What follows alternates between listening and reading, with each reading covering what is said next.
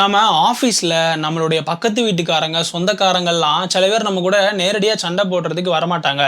வேற யாரையாவது தூண்டி விடுவாங்க. அதுக்கெல்லாம் என்ன காரணம் அப்படின்னு பார்க்கும்போது, நம்மளுடைய வளர்ச்சி அவங்க கண்ணுல உறுத்திக்கிட்டு இருந்தா, இந்த மாரியான வேலைகள் எல்லாம் செய்வாங்க.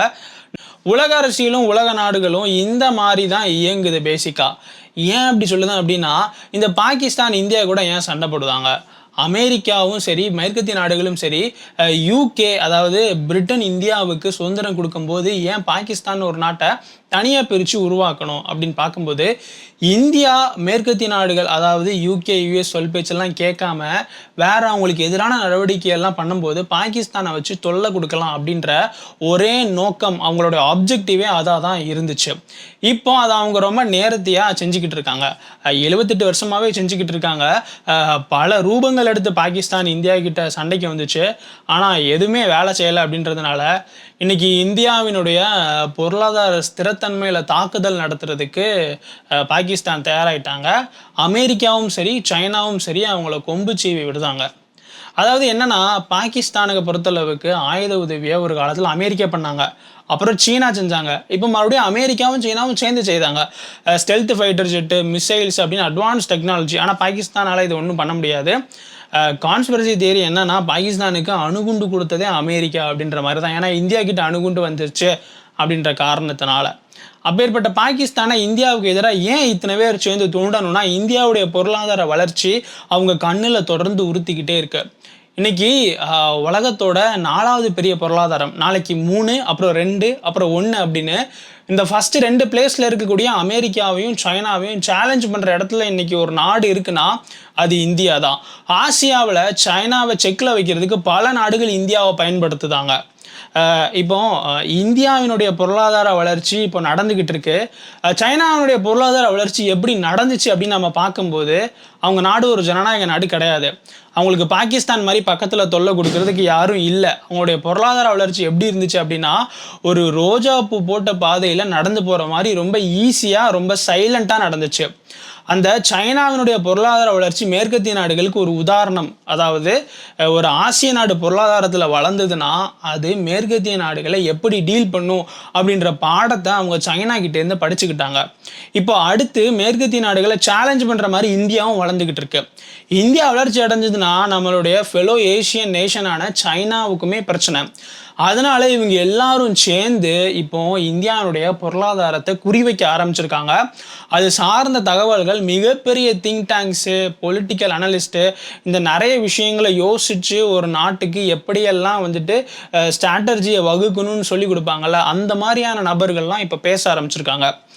பாகிஸ்தானை பொறுத்தளவுக்கு என்னன்னா, முதல்ல இந்தியாவுக்கு எதிராக போரை கையாண்டாங்க.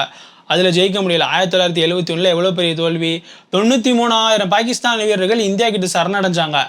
அதுக்கப்புறம் என்னாச்சு அப்படின்னா, தீவிரவாதம். நம்ம ஸ்கூல்லாம் படிக்கும்போது இந்த பாம் வச்சிருக்காங்க, ஸ்கூலை சீக்கிரம் விடுங்க, ஏகப்பட்ட இடத்துல அந்த மாதிரி பாம் த்ரெட்டிங் வரும், ஏகப்பட்ட ஃபோன் கால்ஸ் வரும். இந்தியாவில் இருக்கக்கூடிய இன்ஸ்டிடியூஷனாக இருந்தாலும் சரி, இந்திய மக்களாக இருந்தாலும் சரி, நாம் எங்கே பாதுகாப்பான ஒரு இடத்துல இல்லையோ அப்படின்னு யோசிக்கிற மாதிரி செஞ்சுது. இந்த யோசிக்கிற மாதிரி செய்கிறதுனால இந்தியாவில் இருக்கிற பணக்காரங்களும் சரி, வெளிநாட்டிலேருந்து இந்தியாவுக்குள்ளே கொண்டு வந்து பணம் போடுறவங்களும் சரி யோசிச்சாங்க, என்னப்பா இது பாதுகாப்பான நாடு இல்லையே, இங்கே எப்படி பணத்தை போடுறது அப்படின்ற மாதிரி. இந்த மாதிரி முதலீட்டாளர்களை யோசிக்க வைக்கணும் அப்படின்றது தான் சீனா, அமெரிக்கா அதை சீனா, அமெரிக்கா பயன்படுத்துகிற பாகிஸ்தானினுடைய நோக்கம்.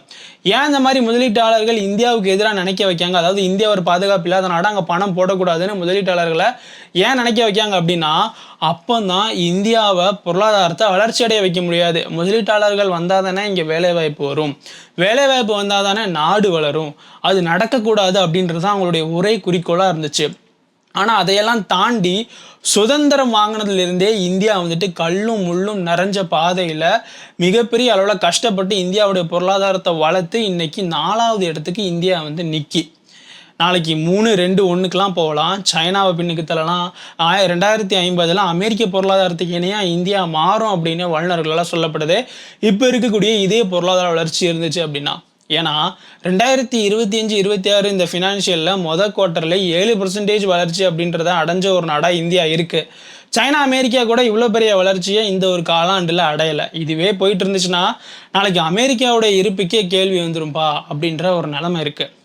அப்படி இருக்கும்போது இந்தியாவை தொடர்ந்து செக்கில் வைக்கணும், இந்தியாவுடைய பொருளாதாரம் வளரக்கூடாது அப்படின்றதுல குறிக்கோளாக இருக்கக்கூடிய ட்ரம்ப் அவருடைய 2வது டேர்மில் பொருளாதார தடைகளை போடுதாரு. சைனாவும் இந்தியா கூட கொஞ்சம் நெருக்கமாக இருக்கிறதுக்கு காரணம் என்ன அப்படின்னா, அமெரிக்காவை எப்படியாவது சைனா மேலே போடக்கூடிய வரியை தடுத்து இந்தியன் மார்க்கெட்டை ஆக்சஸ் பண்ணிக்கிடலாம் அப்படின்றதுக்காக தான். ஆனால் சைனாவையுமே இந்தியா முழுசாக நம்ப முடியாது. ஏன்னா அவங்க தான் இந்தியாவினுடைய வளர்ச்சி அவங்களுக்கு அடுத்த சேலஞ்சாக இருக்கும் அப்படின்னு பயப்படக்கூடிய ஒரு நாடு.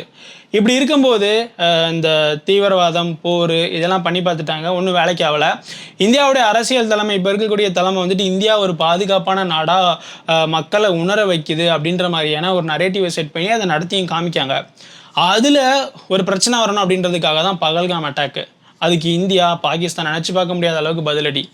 அவங்களுடைய ஏர்பேஸு, தீவிரவாதிகளை உருவாக்குன இடம், அவங்களுடைய அந்த அட்டாமிக் பாமெல்லாம் இந்தியாவுக்கு எதிராக போடுவோன்னு மிரட்டினாங்களா, அது இருக்கிற இடத்தின் மேலே இந்தியா தாக்குதல் நடத்துச்சு. அப்போ இந்தியாவுடைய கேப்பபிலிட்டி, திறமை இந்தளவுக்கு வந்துருச்சா அப்படின்னு அமெரிக்கா தலையிட்டு, ஐயோ பாகிஸ்தான் இருக்கணும், அப்போ தான் இந்தியாவை செக்கில் வைக்க முடியும், ஸோ இந்தியா நீங்கள் போர் நிறுத்துங்க அப்படின்னு பேசி, பாகிஸ்தான் வழியாக பேசி, பாகிஸ்தான் டிஜிஎம்ஓ இந்தியா கிட்ட பேசி போரை நிப்பாட்டினாங்க. இப்போ அமெரிக்காவும் பாகிஸ்தான் வீக்காக இருக்கிறது அப்படின்றத புரிஞ்சுக்கிட்டு ஏகப்பட்ட ஆயுதங்களை கொடுக்க ஆரம்பிச்சிருக்காங்க. இப்போ பாகிஸ்தான் எது மேலே ஃபோக்கஸ் பண்ண ஆரம்பிக்காங்க அப்படின்னா, இந்தியாவினுடைய பொருளாதார மூலோபாய முக்கியத்துவம் வாய்ந்த இடங்கள், ஜாம்நகர் ரெஃபினரி, நயாரா, அதாவது ரஷ்யாவினுடைய அந்த இன்வெஸ்ட்மெண்ட்டில் இந்தியாவில் இயங்கக்கூடிய ரெஃபினரி, ரஷ்யன் ஆயிலை வாங்கி இந்தியா ரிஃபைன் பண்ணி பெட்ரோல் டீசலாக மேற்கத்திய நாடுகளுக்கு விற்று மிகப்பெரிய லாபம் அடையுதாங்க அப்படின்றது ட்ரம்ப் கண்ணிலையும் மேற்கத்திய நாடுகள் கண்ணிலையும் உறுத்திக்கிட்டு இருக்கு. இது ஒரு காரணம். அதுக்கப்புறம் என்னன்னா, இந்த அதானியினுடைய அந்த போர்ட்டு இந்தியாவினுடைய இப்போ இருக்கிற அரசியல் தலைமைக்கு மிகப்பெரிய உதவியாக இருக்குது அப்படின்னு சொல்லப்படக்கூடிய ஒரு கான்ஸ்பிரசி தியரி இருக்குது. இந்தியாவினுடைய மிகப்பெரிய இண்டஸ்ட்ரியலிஸ்டான அம்பானி, அதானி மாதிரியான இந்த மிகப்பெரிய இன்வெஸ்டர்ஸ்லாம். ஸோ இவங்களை கொஞ்சம் ஷேக் பண்ணால் இந்தியாவுடைய பொருளாதார தலைமையை கொஞ்சம் ஷேக் பண்ணலாம்.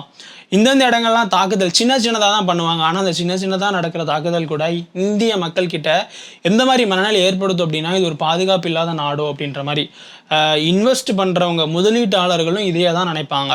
இப்படி நினைக்கும் போது இந்தியாவுடைய பொருளாதார வளர்ச்சி சூப்பர் பவர் ஆகக்கூடிய அந்த ஒரு பயணத்தில் கொஞ்சம் டிலே ஆகும். இதை பயன்படுத்திக்கிடலாம். ஏன்னா இன்னொரு 10-15 வருஷத்துக்கு அப்புறம் இந்தியாவினுடைய விமானப்படை மிகப்பெரிய அளவில் அட்வான்ஸ் ஆக போகுது. இப்போ அதுக்கான டிரான்சிஷன் நடந்துகிட்டு இருக்கு. டிரான்சிஷன் ஆனதுக்கப்புறம் பாகிஸ்தானை வச்சு மிகப்பெரிய ஒரு அட்டாக்கை இந்தியா மேலே பண்ண முடியாது. அப்போ அதுக்கு முன்னாடியே நம்ம பண்ணிக்கிடலாம் அப்படின்னு பிளான் பண்ணுதாங்க.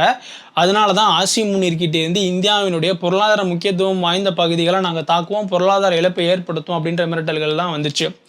இந்தியாவினுடைய ராணுவ அமைச்சரும் ராணுவ தளபதியும் பாகிஸ்தான் இருக்காது, லாகூரை நாங்கள் கைப்பற்றுற மாதிரி கராச்சியை கைப்பற்றுவோம், ஜியோகிராஃபிக்கெலாம் ஹிஸ்டாரிக்கெலாம் உங்கள் மேப்பை மாற்றுவோம் அப்படின்லாம் எச்சரிக்கை கொடுக்குறது எதுக்குன்னா, நீங்கள் சைனா அமெரிக்கா பேச்சை கேட்டு எங்களுடைய இந்த ரெஃபினரி மேலேயோ இல்லை போர்ட் மேலேயோ இல்லை இண்டஸ்ட்ரியல் சிட்டியான பாம்பே மேலேயோ இல்லை ஏதாவது இடத்துல தாக்குதல் நடத்துனீங்க அப்படின்னா உங்கள் நாட்டை பல துண்டுகளாக உடைப்போம் அப்படின்றதுக்கான எச்சரிக்கை தான்.